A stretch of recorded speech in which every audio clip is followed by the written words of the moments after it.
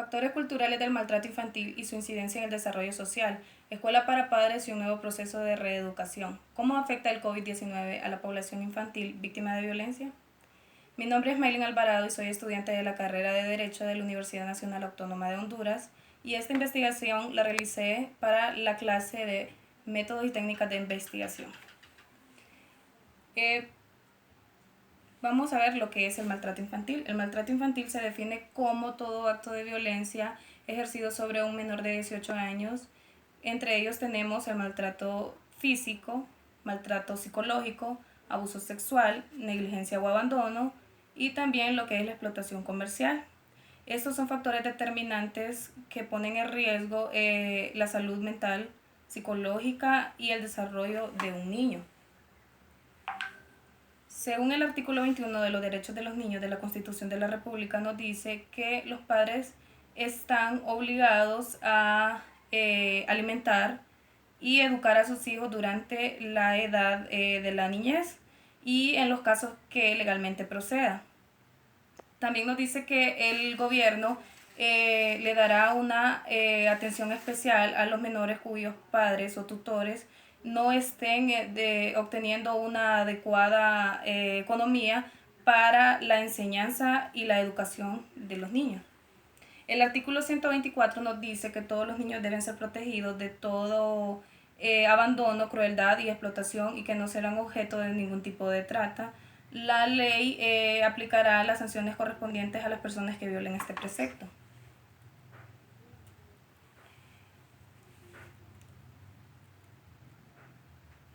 Los objetivos de la investigación son determinar la situación del maltrato infantil y el desarrollo social en las áreas rurales de Francisco Morazán, concientizar a padres y madres lo que es la violencia y cómo afecta a los niños o adolescentes, mostrar los escenarios donde se produce el maltrato infantil, que es en escuelas y mayormente en casa, también en centros de educación media, que son, como comúnmente los conocemos, que son los colegios. Concientizar a la población adolescente y juvenil lo que conlleva tener hijos y sus responsabilidades. Dar a conocer las estrategias de prevención y cómo ayudar a los padres y madres con un proceso de reeducación o comúnmente conocido como charlas para cómo frenar este fenómeno. Se realizó una encuesta a padres y madres de familia en los cuales tuvimos los siguientes resultados. La primera pregunta nos dice, a su criterio, ¿por qué los padres golpean a sus hijos? Con el 27% tenemos los sentimientos de frustración, historia de maltrato de sus padres con un 22%, estrés con un 15%, el alcoholismo con un 13% y problemas económicos con un 5%. Como podemos ver, los sentimientos de frustración encabezan los resultados con un 27%. La siguiente pregunta es, a su criterio, ¿cuáles son las causas de la negligencia o el abandono en los niños? Con un 54% tenemos nuevas parejas sentimentales de los padres, con un 25% hijos no deseados, con un 12% muchos hijos dentro del matrimonio y con un 9% el exceso de trabajo.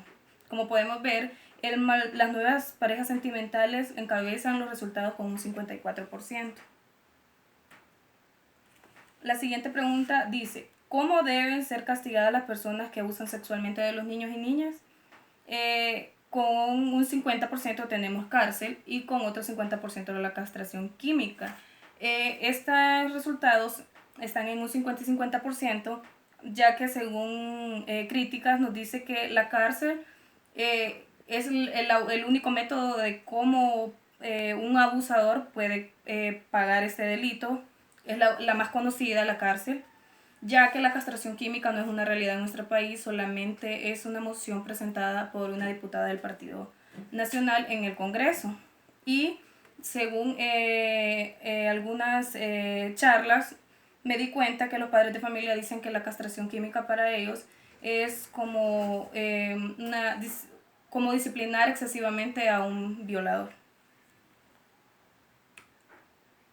La siguiente pregunta nos dice, ¿sabía usted que el maltrato infantil es un delito penado por la ley aun cuando es ejercido por los padres de familia, según el artículo 24 de los derechos de los niños, un 68% de los padres dicen que sí lo saben y el 32% dicen que no.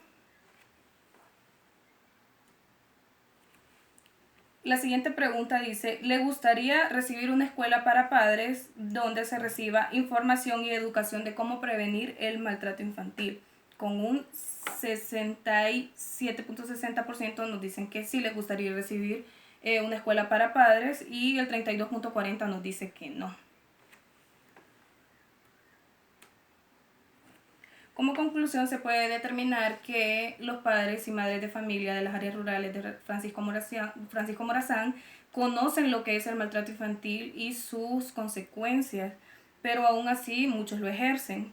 En cuanto al resultado del maltrato físico, los padres dicen que los que lo conocen dicen que sí, lo aceptan que es un maltrato físico, pero el otro porcentaje dicen que solamente es disciplina como disciplina para sus hijos, ya que según la cultura de ellos los padres usaban una disciplina más que obtenían más castigo, ¿verdad? O sea que ellos no consideran que el maltrato físico es violencia.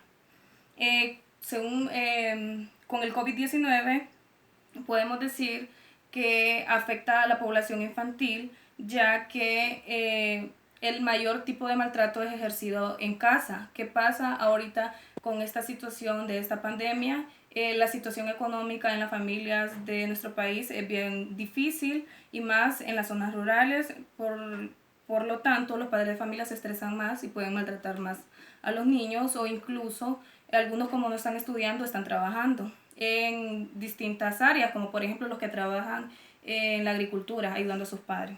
También el COVID-19 nos ha venido a enseñar la falta de una buena educación en nuestro país, ya que la mayoría de los niños de nuestro país, de las áreas rurales, no tienen acceso a una computadora para poder realizar de una manera adecuada las tareas que envían los maestros. El gobierno debería de preocuparse más por una educación para nuestros niños, ya que ellos son el futuro de nuestro país. Muchas gracias.